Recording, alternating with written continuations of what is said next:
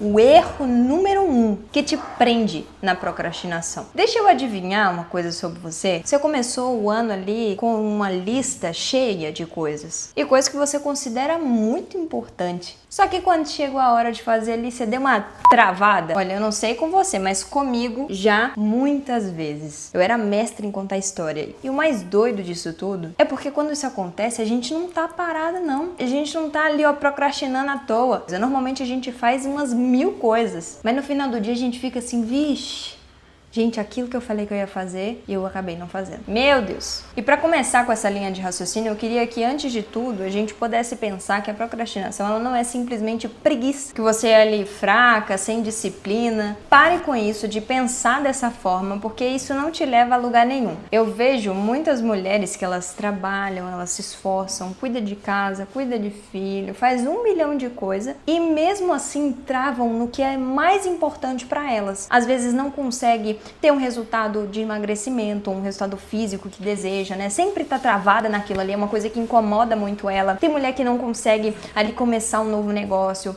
não consegue começar um novo livro, sabe? Aquilo que ela sempre sonhou e que ela vê tanto ali na rede social, tanta gente fazendo, ela não consegue trazer pra vida dela. Só que perceba que não é falta de capacidade, porque ela faz inúmeras coisas, mas é falta de mecanismo, de um sistema. E aí nesse vídeo eu quero te mostrar e explicar 3 coisas. Eu quero te mostrar qual é esse erro, número 1. Quero te mostrar o porquê que esse erro acontece e vou te passar um protocolo prático ali para você colocar em prática quando aqueles momentos de desistir ou quando você perceber que está acontecendo, você já usar esse mecanismo para você sair dessa. O maior erro que a gente tem em alimentar esse bichinho, né? A gente tem aquele exemplo de falar assim, você dá força àquele que você alimenta. E qual que é ele? É você ficar esperando vontade. É você ficar esperando coragem ou simplesmente clareza para começar. Porque provavelmente já aconteceu com você em alguma situação, algum planejamento que você tem, você pensar assim,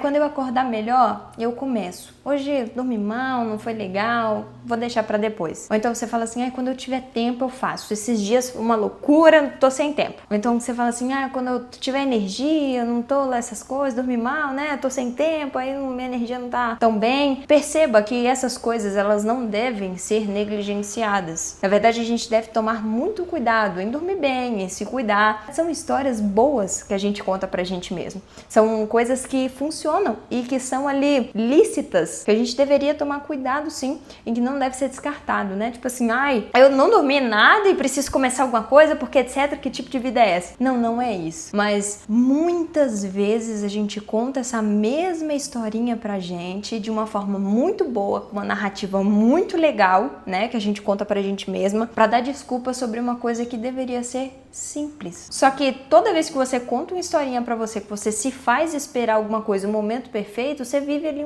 uma eterna espera. E isso basicamente é você adiar aquilo que você deseja. Só que entenda isso. Você não começa porque você não sente vontade. E você não sente vontade porque você não começa. Eu vou te explicar isso, como funciona, sem complicar muito. Toda tarefa importante, ela carrega um desconforto. E desconforto, pra muita gente, acaba virando uma ameaça. Nosso cérebro, principalmente, ele quer o quê? Manter confortável, porque a função dele é manter a nossa sobrevivência e a nossa reprodução. Então, se você tá ali, num momento confortável, tendo aquilo que precisa, sem perigo, sem risco, o seu cérebro vai te manter naquilo. Então, toda vez que você traz uma novidade pra ele, ele tem uma reação. Isso é natural do nosso corpo. Isso já tem,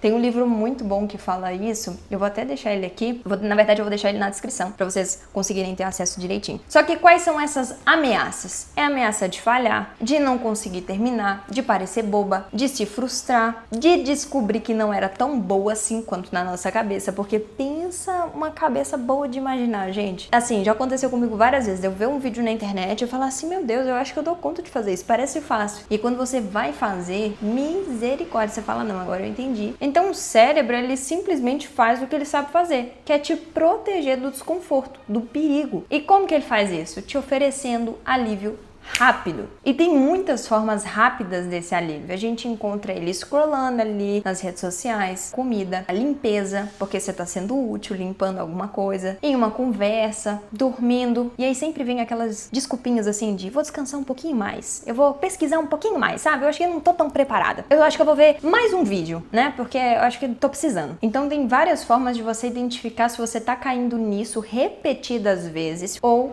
se você tá no caminho certo, né? Se pode ser alguma outra coisa. E aí eu já quero te dar aqui 4 sinais para você identificar se você tá nesse mecanismo ou não. Um primeiro sinal é que você procrastina mais no que mais importa para você. Olha que loucura. É uma coisa muito importante para você. Faz todo sentido, mas mesmo assim você não tá conseguindo chegar lá, sabe?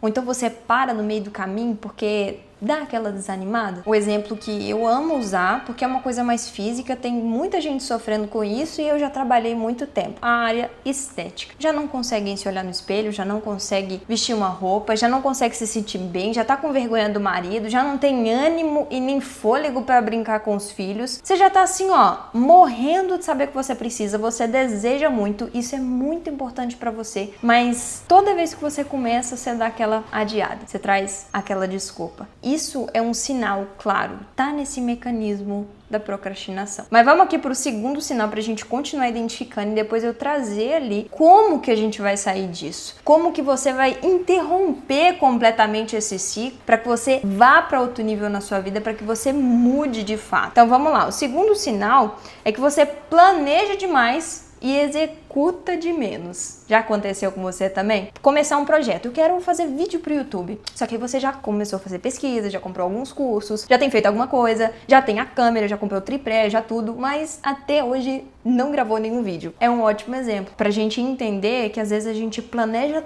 tanto que acaba não indo pra prática. O terceiro sinal aí é que você tem pico de ação e depois meio que some. Você até começa alguma coisa, você tá fazendo, né? Você tá em direção, você tá sonhando, mas aquilo que realmente vai fazer assim, ó, é isso que eu preciso mudar, tá deixando pra depois, que você precisa tomar uma atitude pra dá certo. E o quarto sinal, para eu não adiar aqui muito, porque eu não quero tomar muito do seu tempo, eu quero realmente passar isso aqui para você parar de procrastinar e já ir para a prática. É quando você faz, mas não era tão difícil. Olha só esse sinal. Igual, por exemplo, você tem roupa jogada em cima da cama. Aí você vai amontoando uma roupa, vai amontoando outra, vai amontoando outra, vai amontoando outra. Aí quando você para arrumar porque chegou num limite, você demora 10 minutos pra fazer aquilo. Fala, gente, por que eu odiei tanto tempo? Por que eu sofri tanto tempo com aquilo ali? Com aquela bagunça, com aquela sujeira?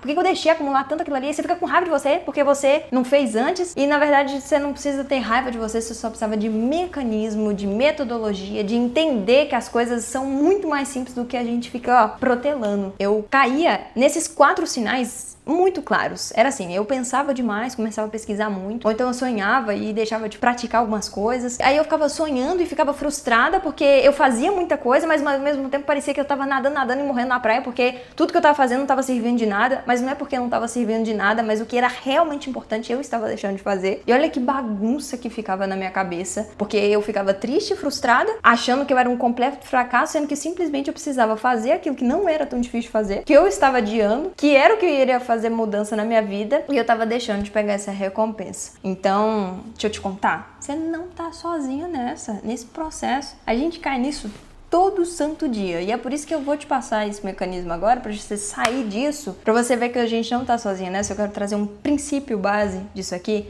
que vem direto da Bíblia, que tá ali em 2 Timóteo 1,7, que diz que Deus não deu espírito de medo, mas de poder, amor e domínio próprio. Olha que poderoso. Então a gente tem que se apossar disso e lembrar isso, ó, essa procrastinação aqui não me pertence. Entendeu? Isso aqui não é meu, entendeu? Eu vou resolver, vou sair disso. Porque se você for trazer a tradução disso para a nossa vida real, medo não tem autorização para governar sobre você, a não ser que você permita. Você vai continuar permitindo que o medo, que a angústia, que a insatisfação, só porque você não tá usando esse mecanismo, governe sobre sua vida? Eu acho que depois desse vídeo não. Mas agora eu quero te passar o protocolo que eu prometi, tá? dos 6 passos. Então você pode anotar, mas se não anotar tá tudo bem também, é só aplicar, você pode voltar no vídeo várias vezes para você estar lembrando disso. O primeiro passo, presta atenção nisso, é você nomear o medo escondido. Por que a gente deixa de fazer algumas coisas? Porque a gente tem um certo medo e incerteza de algumas coisas. Então você tem medo do julgamento, não conseguir, de não dar conta, de parecer bobo, etc, etc. Você tem que dar nome a esse medo, exatamente o que tá te afligindo, para você analisar se faz sentido ou não. Porque quando você sabe exatamente a raiz do seu problema, o medo que você tem, você pode simplesmente ir atrás da busca da cura disso. Por exemplo, você tem medo de ser julgada que você tá gravando o vídeo na internet. Então você pode começar a criar mecanismos para isso. Por que eu tenho medo? E de quem eu tenho medo? Normalmente tem alguém específico mais próximo da gente. A gente não costuma ter medo de pessoas aleatórias que a gente nem sabe quem é. A gente costuma ter medo de pessoas próximas.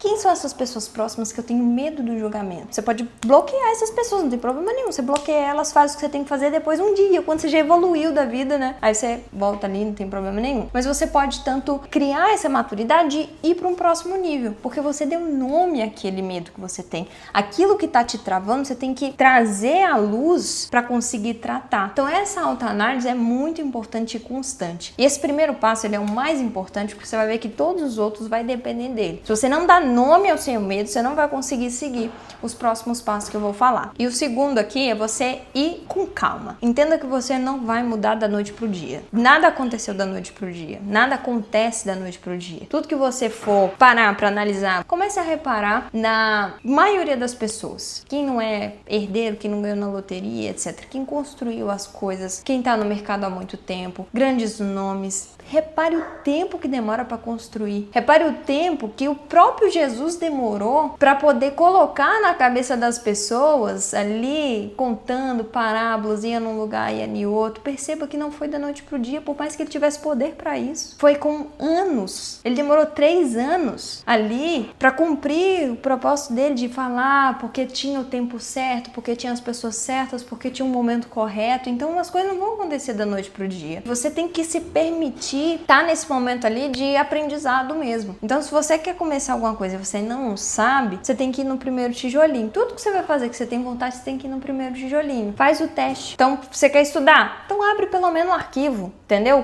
Faz ali uma pesquisa no ChatGPT, que hoje a gente tem resposta assim. Você quer treinar? Então, coloca o tênis, né? Já é um primeiro tijolo, já é alguma coisa. E aí a gente vem pro passo 3, que é a regra dos 5 minutos. É você colocar um cronômetro de 5 minutos e fazer aquilo. Só aquilo. Então, por exemplo, você tem 5 minutos para fazer aquilo que você estava adiando por muito tempo. E ter a noção na prática de que aquilo que você estava querendo fazer não é nenhum bicho de 7 cabeças. Então, sempre coloque isso. Tá adiando muito alguma coisa? Fala, eu tenho um cronômetro de 5 minutos para começar a resolver. E aí, quando é os 5 minutos, você para. Você vai ver que a sua crença da história que você contou, que é alguma coisa mirabolante, vai cair por terra. A gente tem um quarto passo, que é criar ficção para o alívio fácil. O que é essa ficção? Se seu alívio fácil é o celular, por exemplo. A gente tem estudos que mostram que a gente pode olhar o celular até 150 vezes no dia. Então você precisa parar de confiar na sua força de vontade e modificar o ambiente. Porque isso, inclusive no livro que eu indiquei, ele fala perfeitamente que o nosso ambiente muda todas as nossas moléculas de cérebro. Então a gente não pode prever que a nossa força de vontade só, e é por isso que você não pode esperar por ela, e é por isso que ele é um maior erro, mas você não pode esperar só por isso, porque o nosso ambiente manda muito. Passo aí pra você fazer é você modificar. Não quer comer besteira? Não tenha besteira em casa. Tem dificuldade com o celular? Coloca o celular em outro cômodo e faz o que você tem que fazer aqui. Tem como você colocar mecanismos contra você pra te ajudar. Só que você tem que querer. O quinto passo aí é troque perfeição por constância.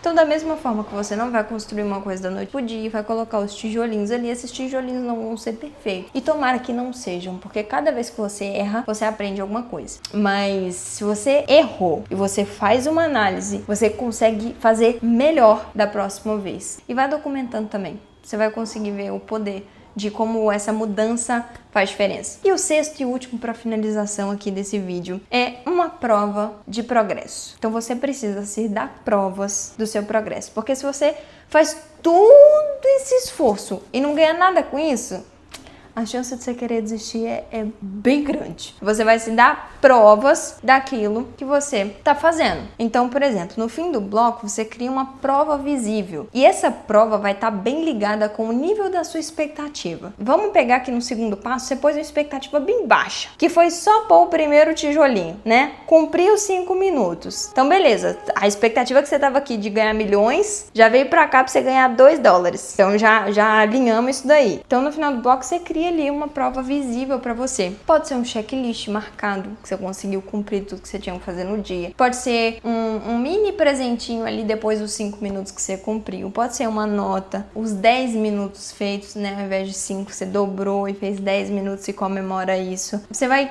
se comprovar e vai analisar. Fala assim, eu tava fazendo tal coisa e eu fiz tal coisa. Então, eu tô de parabéns. Isso pode ficar só pra você, ou você pode compartilhar com alguém, mas é importante, tá? Você tá vendo esse progresso, você tá acompanhando, é por isso que eu falei que é legal você ir anotando o que você tem feito, né? Tanto pra você fazer análise, quanto pra você acompanhar a sua evolução. Eu tinha uma mania, agora eu tô falando de mim, tinha uma mania muito feia, que meu marido que me corrigiu, que era abrangir tudo. Ai, esse negócio ficou tudo feio, esse almoço tá todo ruim. E na verdade, às vezes era, gente, um temperinho errado que eu pus em tal lugar, uma coisinha que ficou fora do lugar e eu abrangia falando que era tudo, que não tinha nada. E ele foi me corrigindo nisso. E eu falei assim, é verdade. Às vezes eu dou importância, eu dou poder a um problema que era desse tamanhozinho, fazer ele ficar desse tamanhão, e aí eu já fico sentida com isso. Tiago 1:22 fala pra a gente não ser só ouvinte, mas a gente ser praticante. Eu te desafio a seguir esses passos. Eu te desafio a vencer a procrastinação, não com mais um vídeo que você vai assistir sobre isso, mas com a prática, com um ato pequeno, de você tomar ação hoje de fazer o que tem que ser feito, que você tá sonhando tem tanto tempo. Um ato pequeno, só que real. E escreve aqui no comentário, torne isso público. Você pode comentar com alguém, trazer um amigo ou um familiar para poder fazer isso junto com você. Então, você pode usar aqui essa nossa comunidade, e eu tô torcendo por você,